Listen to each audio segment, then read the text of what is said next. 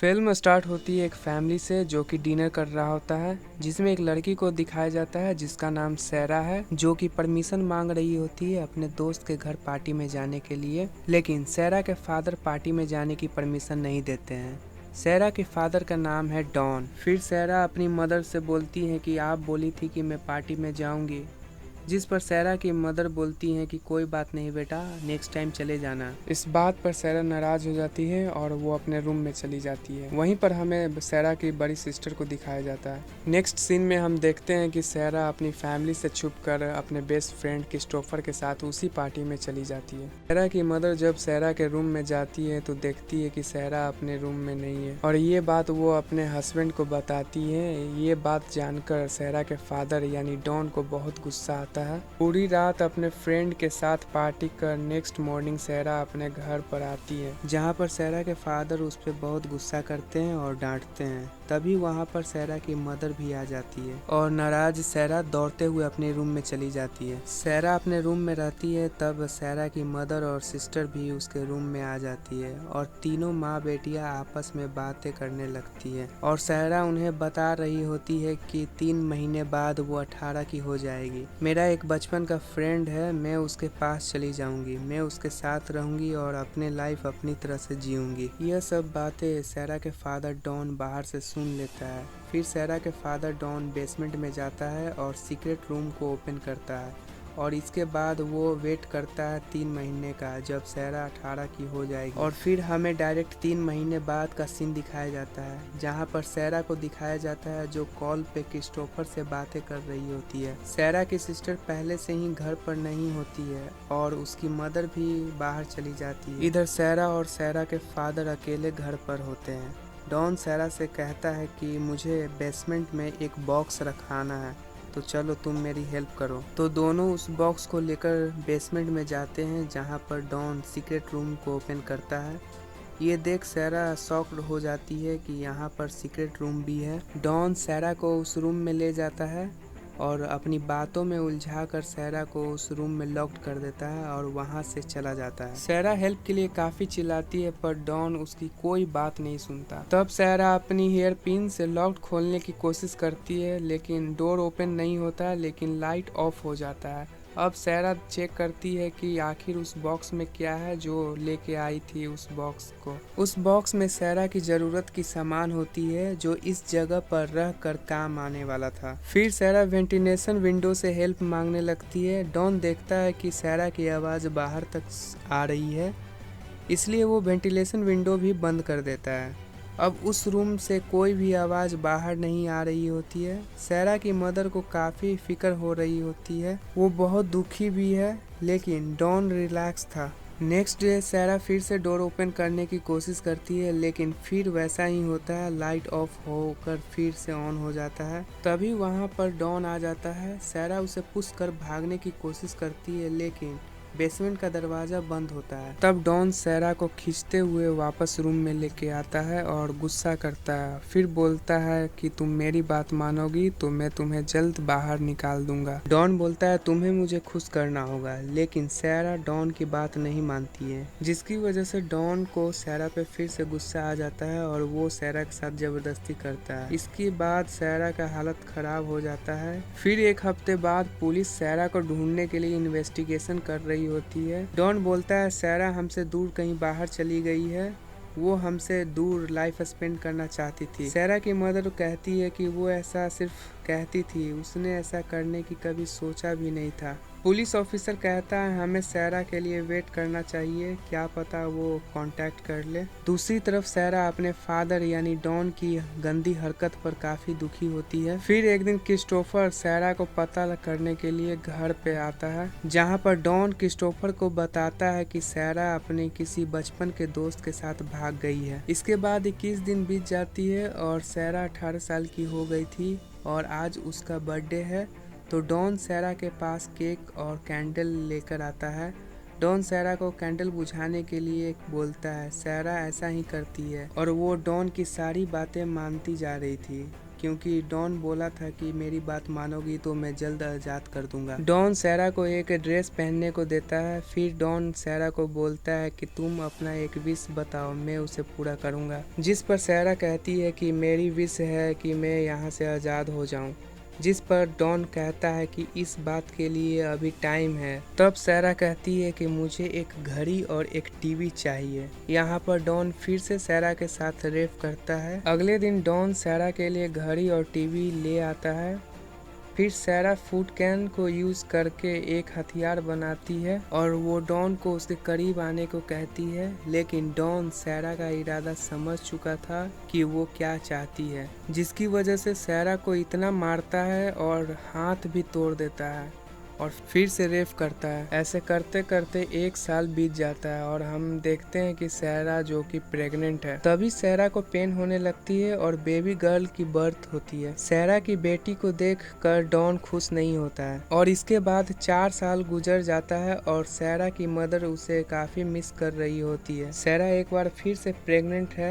Don अपनी wife को बताता है कि मेरी प्रमोशन हो गई है, जिस पर सैरा की मदर कहती है कि हमें एक इन्वेस्टिगेटर हायर कर लेनी चाहिए जो कि सैरा को ढूंढे। इस पर डॉन साफ इनकार कर वहां से चला जाता है। डॉन जो टीवी सैरा और उसकी बेटी के लिए लाया था उसे देख दोनों काफी खुश होती है, क्योंकि उनकी बोरियत दूर करने के लिए टीवी से अच्छी चीज क्या हो सकती है। कुछ दिन बाद सैरा को बेबी बॉय होता है। एक दिन सैरा की बेटी काफी बीमार हो जाती है क्योंकि उसे फीवर था। डॉन उसे मेडिसिन लाकर देता है। उस दिन भी डॉन और सैरा के बीच लड़ाई होती है। क्रिस्टोफर एक बार फिर सैरा के घर आता है सैरा के बारे में पूछने के लिए, जहाँ पर क्रिस्टोफर सैरा की सिस्टर से मिलता है। क्रिस्टोफर सारी बातें सैरा की सिस्टर को बता देता है जो डॉन ने की थी, यही कि सैरा अपने किसी बचपन के फ्रेंड के साथ भाग गई है। सैरा की सिस्टर क्रिस्टोफर से कहती है कि मुझे लगता है कि कहीं मेरे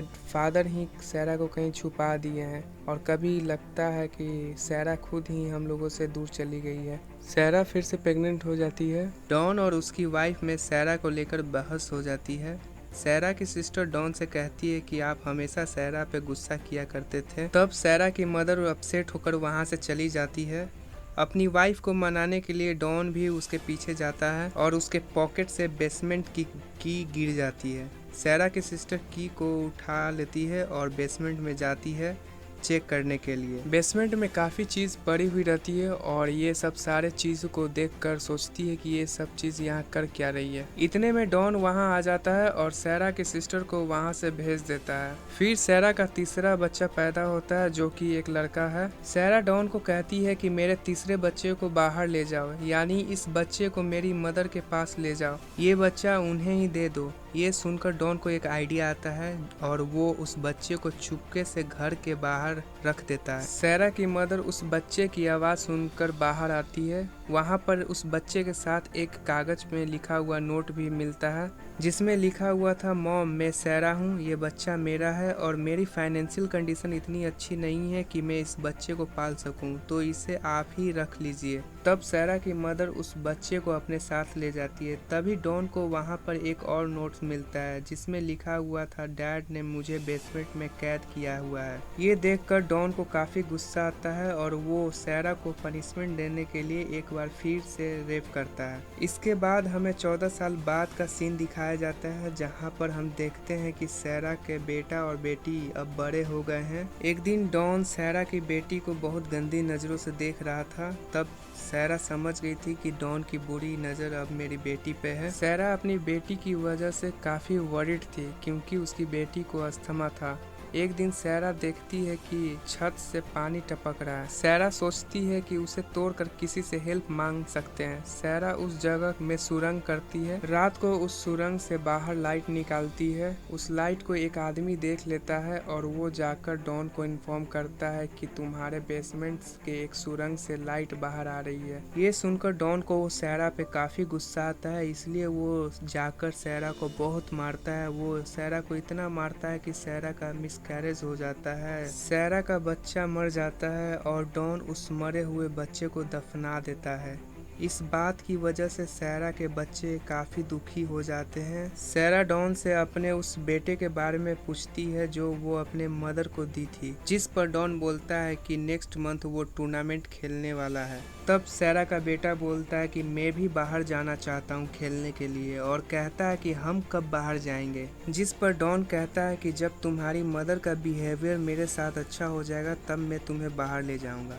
सैरा डॉन को सॉरी बोलती है कि उसके बच्चे बाहर जाने की बात की है। उसके बाहर जाने के बाद दोनों बच्चे सैरा पर गुस्सा करते हैं कि हमने ऐसा क्या कह दिया था जो आपने सॉरी बोला। जिस पर सैरा कहती है कि मैं सिर्फ तुम्हारी हिफाजत करना चाहती हूँ। सैरा काफी दुखी होती है और वो क्रिस्टोफर को मिस कर रही होती है। दोनों बच्चे सैरा से बदतमीजी करने पर माफी मांगते हैं। सैरा अपने दोनों बच्चे को डॉन की सारी रियलिटी बता देती है। सच जानकर बच्चे काफी हैरान हो जाते हैं। बच्चे इतने डर जाते हैं कि सैरा की बेटी को अस्थमा का अटैक आ जाता है। सच बताने पे डॉन को सैरा पे काफी गुस्सा आता है। इसी वजह से वो सैरा को मारने लगता है, लेकिन सैरा का बेटा डॉन को ऐसा करने से रोक लेता है। पनिशमेंट के लिए डॉन बाहर जाकर लाइट ऑफ कर देता है। कुछ दिनों बाद दिखाया जाता है कि डॉन की जॉब चली गई है, जिसकी वजह से उसकी सेविंग खत्म हो रही थी। जिस पर डॉन की वाइफ उससे पूछती है कि आखिर तुम्हारी सेविंग खर्च कहाँ पर हो रही है। सैरा जो कि वेंटिलेशन विंडो को तोड़ने की कोशिश करती है। डॉन को बैंक की तरफ से नोटिस आता है कि वो घर को खाली कर दे, क्योंकि इंश्योरेंस का लिया हुआ पैसा डॉन ने बैंक को वापस नहीं किया था।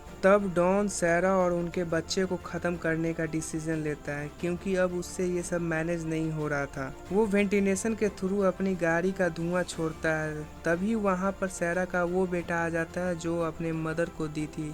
इसी वजह से डॉन को गाड़ी बंद करनी पड़ती है। काफ़ी साल बाद दिखाया जाता है कि सैरा की बेटी को फिर से अस्थमा का अटैक हुआ है। सैरा डॉन को बोलती है कि वो अपनी बेटी को डॉक्टर से चेकअप कराना चाहती है, जिसके लिए डॉन साफ इनकार कर देता है। लेकिन सैरा इस बात के लिए काफ़ी रिक्वेस्ट करती है। तब सैरा की बेटी की हालत देखकर डॉन इस बात पर एग्री हो जाता है। डॉन सिर्फ सैरा और उसकी बेटी को अपने साथ लेकर जाता है और उसके बेटे को बेसमेंट में ही रुकने को बोलता है। सैरा जब बेसमेंट से बाहर आती है तो उसे अपना घर देखकर सब कुछ याद आ जाता है। सैरा की बेटी को हॉस्पिटल लेकर जाया जाता है। बहुत ही मुश्किल से उसकी जान बचती है। वहाँ पर एक लेडी डॉक्टर होती है जो सैरा को एक फॉर्म फिल करने को देती है। सैरा वापस से उस जिंदगी में नहीं जाना चाहती थी, इसलिए वो फॉर्म पे पानी गिरा देती है। तब डॉन दूसरा फॉर्म लेने के लिए जाता है। इस मौके का फायदा उठाकर सैरा उस लेडी डॉक्टर के पास जाती है और उस लेडी डॉक्टर से गले लग जाती है। तभी पीछे से वहाँ पर डॉन आ जाता है। सैरा उस लेडी डॉक्टर को कहती है प्लीज हेल्प मी। वो लोग अंदाजा लगा लेते हैं कि सैरा मुसीबत में है। सैरा की खुदकिस्मती ये होती है कि वहाँ पर एक पुलिस ऑफिसर भी होता है जो डॉन को पकड़ लेता है, जहाँ पर डॉन की सच्चाई बाहर आ जाती है। सैरा के बेटे को भी बेसमेंट से बाहर निकाला जाता है। सैरा की मदर ये सब देखकर काफी शॉक्ड हो जाती है। इसके बाद डॉन को जेल हो जाता है। सैरा अपने मदर और सिस्टर के पास बाहर आकर काफी खुश होती है और उनके बच्चे भी काफी खुश होते हैं। सैरा से मिलने क्रिस्टोफर आता है जो कि अभी भी अनमैरिड ही है। सैरा और क्रिस्टोफर एक लॉन्ग ड्राइव पे चले जाते हैं और उनके जाते ही ये मूवी खत्म हो जाती है।